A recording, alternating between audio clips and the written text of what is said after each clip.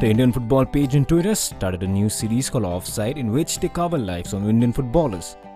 The first one they covered was CK Vineeth, a football star and occasional farmer off the field. The journey of the footballer is incredible, reaching new heights after winning the Footballer of the Year award by Football Players Association of India and Istore. Vineeth expresses love for farming and how he goes back to roots during off time to help his father's battlefield. Currently, he is not a part of India's squad against Nepal due to injury and is spending his off-season with friends, family and nature back home. NYOOOZ Desk.